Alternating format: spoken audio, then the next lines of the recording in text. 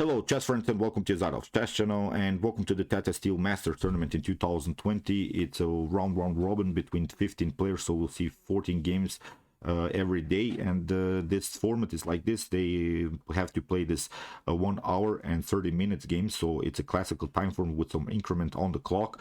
I think it's a very cool tournament, but still, I kind of love this rapid tournament that have been played recently with some great tactics, with also some inaccuracies, mistakes, and blunders.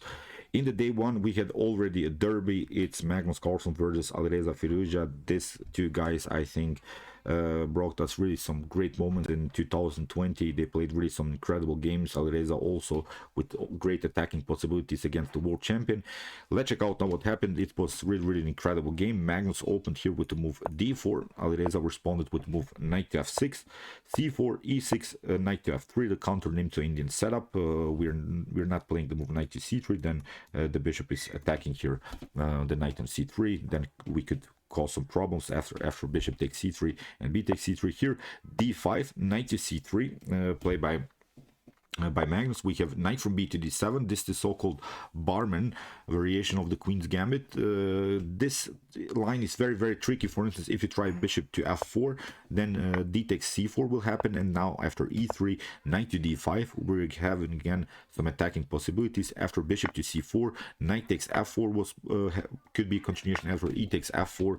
The problem for white is, of course, that white lost the bishop pair, but still have, I think, a great control of the center. With both of the pawns, you have a very nice activity with this bishop. It's playable. The position has been played many times, but in the game, Magnus played the move bishop to g5. We have h6, bishop to h4, bishop to e7, and now c takes d5. Magnus Carlsen undermines the pressure in the center after knight to d5. Here Alireza goes into a very simplified line. It's a very good choice, I think, to go into simplifications against the world champion, although Magnus loves this position where the evaluation is about equal, but still it's a great choice. At least you could be satisfied, I think, with the black pieces to play a draw against Magnus Carlsen. Knight to d5, very pragmatic choice here by Alireza. We have bishop to e7, queen to e7, and now e4. Knight takes c3, b takes c3. Again, we have reached now a new position. The position has been reached many times in chess history, but what we should notice now that we have reached sort of a Tata's defense structure. This is similar to the Tata's defense. If you're maybe d4 player, then you know what I'm talking about. Here in this position, white is left with this powerful pawn central control.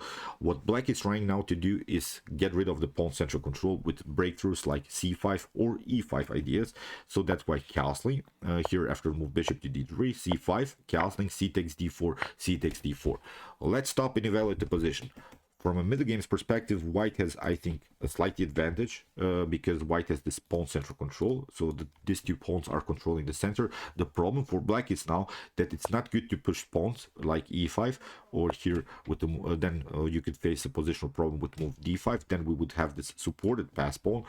So what white should also never do is also advance the pawn, because after d5, maybe something like e takes d5 and then e takes d5, then white is left with an isolated pawn. Or you should not also play something like e4, e5, then black could build a very nice blockade around the square d5. Black could really cement the position around the square d5, so that's why it's tricky for white and for black to push this pawn. So that's why it's sometimes best to leave the position like this, especially in the Tara structures. What black is hoping for here, of course, black has lost a little bit the battle in the center, but black is hoping now to reach the endgame stage. When we reach the endgame stage, then we could get use of these two connected pawns. We could create here maybe a pass pawn situation. So this is really these are really the complex idea of the Tata's defense. I don't like to play this line, especially from black's perspective, because sometimes we cannot get this goal. We cannot reach here a pass pawn situation. In the game, b6 was played by Alireza, and here a very important move by Magnus, a4. He wants to undermine the pressure because it's better maybe to play here after potential a5 move and trades of pawns. It's better to play maybe against an isolated pawn, then it's better than to play maybe in a situation where we have 2 versus 1. So that's why here Magnus Carlsen knows, of course, the main strategies of the Tarash defense from Black's perspective. So that's why he goes simply a4, bishop to b7 and a5, b takes a5, rook to a5. We have now a new position in which white is left, I think, with a little bit weak e4 pawn, because Alireza attacks the pawn immediately, but also Alireza has some troubles to defend the a7 pawn. Again, advancing the pawn in e5 is not good, because you get simply knight to d5, and we have blocked the pawn chain here in the center. We have really created a nice blocking system, and I think this is playable now for black. There are also some ideas. Knight to f4, bishop takes f3, queen to g5 could be also a possibility. So that's why Magnus has to be patient here. That's why he plays the move rook to e1, protects his pawn center first. We have rook from f to d8, queen to a1, attacking the pawn. Queen to b1 is also a possibility, maybe to create some kind of an attack against the bishop, and then maybe try e5 with some attacking possibilities on this long diagonal, but still this has to be prepared in the game. Queen to a1, we have queen to c7, and here taking the pawn is not so good, because rook to c7, queen to c7 will happen, and now rook to a8, attacking the queen. Here the queen has only one good square, it's of course c5, and now after queen to c5, d takes c5, still we have some worries, because 2 pawns are now can be attacked. So I think this could be again a drawish line. Magnus wants to complicate things. He tried the move h3, creating some breathing spaces also for the king, but also restricting this knight's ability to jump on a very active square g4. So in the game a6 now by Alireza, again a similar idea will happen after bishop to a6, rook takes a, bishop takes a6, rook takes a6, again with some rook to c8 idea. So it's not good to take the pawn immediately here in the game. Rook to c5, and now a very nice move here by Alireza, queen to f4. Okay, g3 is not a possibility because your knight is hanging. So you see Alireza found really a great way how to attack this position. Magnus has to defend the pawn with the move rook to e5, and now Alireza goes knight to d7. We have rook to a5, and again knight to f6. Here it's, I think, a pragmatic idea here by Alireza. He wants a repetition, he wants to force a draw. Magnus is now not satisfied, of course, with the draw. He tries now to break the position somehow with the move d5, and it's a common gambit line sort of in the Tarash defense. I've played it many times. We're sacrificing one pawn in order to get a new pawn mobility. I think it's the main tactical goal that you can reach from white perspective. Basically nothing dramatically is going on, but after e takes d5, we have e5. We're attacking the knight, and I think you'll see many times this maneuver to sacrifice one pawn in order to get the initiative, because after knight to e4, okay, black has a good square for the knight, but still when we evaluate this bishop's ability now, it's blocked out by its own pawn. So that's, I think, the main goal. Still the position is about equal, because Magnus plays now the move queen to d4. He blocks out the potential progress by black. If you allow your opponent to play the move d4, then you could have some problems. In the game, rook to c8, and now rook to a1 by Magnus. a5, here rook from a to b1, attacking the bishop, bishop to c6, and now e6 by Magnus. This wasn't the best of moves. Maybe bishop to e4, simply getting rid of this very annoying knight, is a possibility, but here Magnus sacrificed another pawn. F takes e6, and now knight to e5. Magnus finds a good square for the knight, but this is defendable because you don't have any support. You don't have so many attacking possibilities. In the game, queen to f6 was played by Alireza, because there was also the threat to play f3. Then the queen could be hanging here on f4. So that's why queen to f6, f3, knight to g5. Here again, I think instead of this f3, this is really a bad move here by Magnus. Bishop to e4 is simply a drawish line. After bishop d takes e4, knight takes c6, rook takes c6, and here we can take out this pawn. Although black has here an extra pawn, but this is also a weakness. You cannot, I think, defend both of them. At least Magnus could try some perpetual checks. So again, it would be a drawish line, but Magnus again complicates things with the move f3, which is not good. And from this point on, Alireza has really a great game. So here Alireza played knight to g5. we have rook to b6 attacking the bishop, bishop to e8, and now queen to e3. Again, a new mistake by Magnus. Again, f4 is maybe slightly better after knight to e4, maybe getting rid of this knight again. Bishop takes e4, rook to e4, or queen to e4. But after move queen to e3, here Alireza missed, I think, a great move, queen to e7. Queen to e7 is very important because there are now maybe some attacks on the 7th rank by the rook, so you want first to defend these ideas and then maybe to push the pawn further. As we said, the main goal of the Tata's defense from black perspective is to have this pass pawn.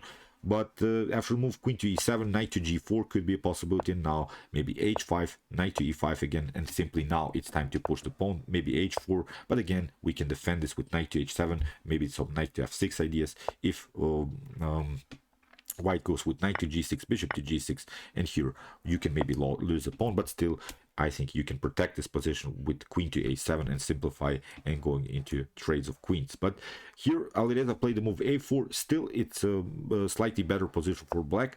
Magnus goes now knight to g4, attacks the queen, and again maybe queen to e7 could be a possibility, but Alireza plays now the move queen to d8. We have rook to e6, and now knight to e6, and after queen to e6 we have reached the critical moment of the game. Here Alireza makes, I think, a huge blunder. The best way to defend this position is to move king to h8, which unfortunately for Alireza he missed. There is now this line knight to h6. This is very tricky, but you can defend this with bishop to h5. The most important thing is now that, first of all, if you try queen to f5 to deliver some checkmates, it's not possible because you get queen to b6 and then you can take out this knight, and you have also protection of the h7. So the best way probably for white here is to proceed with knight to g5, but again queen to f8, we're bringing the queen towards our king. This is defendable. After queen to knight to e5, we can play rook to e8, maybe sacrificing some material back. But here after queen to d5, again queen to b4 is defending everything because you cannot play knight to g6. After bishop takes g6, bishop takes g6, your rook is also hanging. So from this point on, it's simply winning, I think, for black.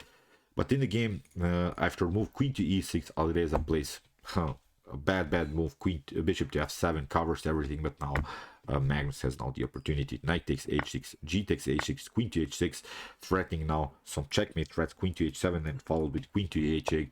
Here in the game, Alireza plays queen to c7, and now queen to h7, king to f8. Again a new check. Here you can only cover with the bishop, and after queen to h6 in this position Alireza resigned because let's see a possible continuation. Queen to g7, and now comes queen to d6. You cannot cover with the queen, and after king to f7, queen to e7 is simply checkmate here, and it's game over. So as I said, after the move here queen to h6 in this position, Alireza resigned. So incredible stuff. The problem for Alireza was that he was low on time in this particular case. Magnus had around 1 hour and 25 minutes on the clock, which is really incredible.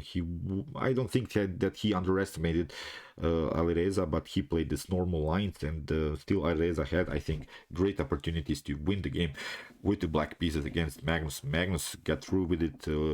Magnus got away here with murder. I think he played really some tricky lines, but I think these lines could have been defended by Alireza. He still has to calm down when he plays against Magnus, because he shouldn't be so scared. It seems to me that he has some problems when he faces Magnus Carlsen. He doesn't play his best chess here.